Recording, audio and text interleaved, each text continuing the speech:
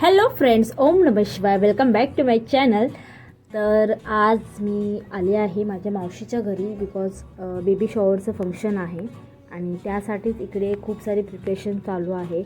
तर आता उद्या बेबी शॉवरचं फंक्शन असल्यामुळे खूप सर्व पाहुणे येणार आहेत. तर आता आम्ही इथे ऑलमोस्ट 3 ते 5 किलोचा चिवडा बनवणार आहोत आणि तो चिवडा आम्ही न बनवता आचारी जे जेवण बनवण्यासाठी असतात ते बनवणार आहेत. तो त्यासाठीच ही प्रिपरेशन चालू आहे. आणि इकडे एक अर्धा किलो असे शेंगदाणे भाजले जात आहेत. आणि हा चिवडा ऑलमोस्ट यूट्यूबवर किंवा सगळ्यांनाच माहिती आहे की कसा बनवायचा आणि यूट्यूबवर खूप सर्व अशा रेसिपीज आहेत.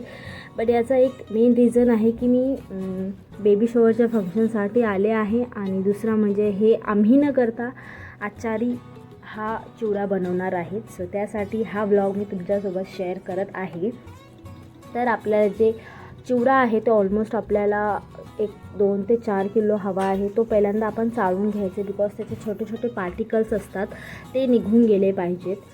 त्यामुळे तो आपल्याला चाळून घ्यायचा आहे. आणि त्यानंतर एक अर्धा लिटर रिफाइंड ऑइल घेऊन त्याच्यामध्ये चेचलेला जो कुटलेला लसूण असतो तो आपल्याला एक 200 ते 300 ग्राम टाकून भाजून घ्यायचा आहे एक पिंकिश ब्राऊन कलर येईपर्यंत. आणि तो भाजून झाल्यावर मग आपल्याला प्लेटमध्ये काढून घ्यायचा आहे. आणि त्यानंतर मग आपल्याला जे बाकीचे इंग्रेडियंट्स आहेत ते एक एक करून असे मस्त डीप फ्राय करून घ्यायचे आहेत. सो आता आपण याच्यामध्ये जे भाजलेले शेंगदाणे होते ते टाकून आपण त्याला फ्राय करून घेतो आहे. आणि हे फ्राय झाल्यानंतर परत आपल्याला त्याला बाहेर प्लेटमध्ये काढून घ्यायचं आहे.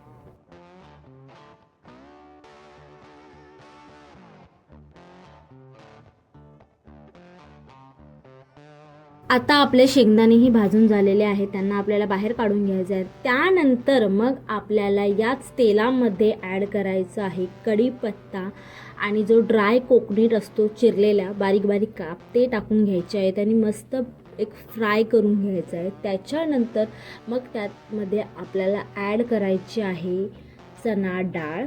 ती एक ऑलमोस्ट पाव किलो असेल, एक 200 ते 300 ग्रॅम ती टाकून मग मस्त परत आपल्याला फ्राय करून घ्यायचं आहे. त्याला एक पिंकिश असा ब्राउनिश एक कलर आला पाहिजे तोपर्यंत आपल्याला या पदार्थांना इंग्रेडियंट्सला भाजून घ्यायचं आहे. आणि त्यानंतर परत आपल्याला हे सगळं बाहेर काढून घ्यायचं आहे.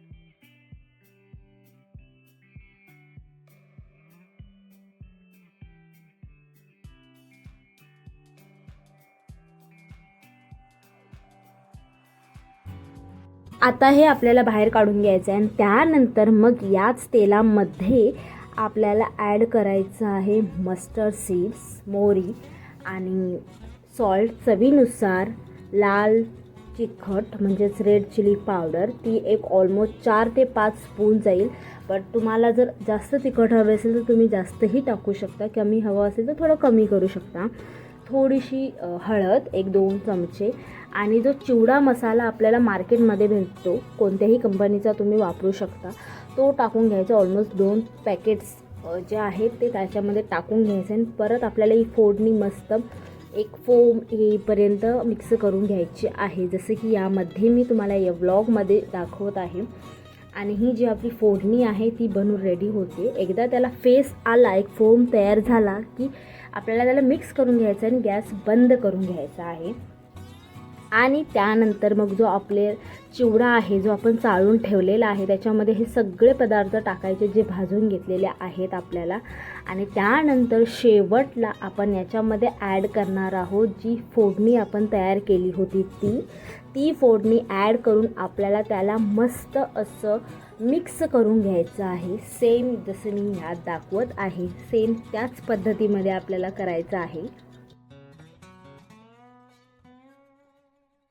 आणि मिक्स झाल्यानंतर मग हा चिवडा आपल्याला एक 5 ते 10 मिनटं थोडासा उघडाच ठेवायचा आहे, बिकॉज त्यामध्ये जी हीट आहे ती आपल्याला बाहेर काढायची असते. आणि त्यानंतर थोडंसं थंड झाल्यानंतर आपल्याला त्याला प्लास्टिक बॅगमध्ये भरून मग हा चिवडा एक डब्यामध्ये स्टोअर करून ठेवायचा. हा चिवडा ऑलमोस्ट तुम्हाला 1 ते 2 महिने आरामात जातो.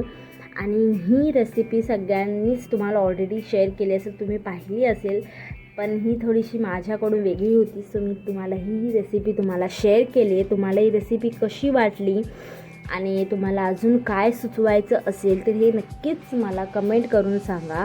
आणि माझ्या चॅनलला लाईक करा, शेअर करा, सबस्क्राईब करा, खूप प्रेम द्या.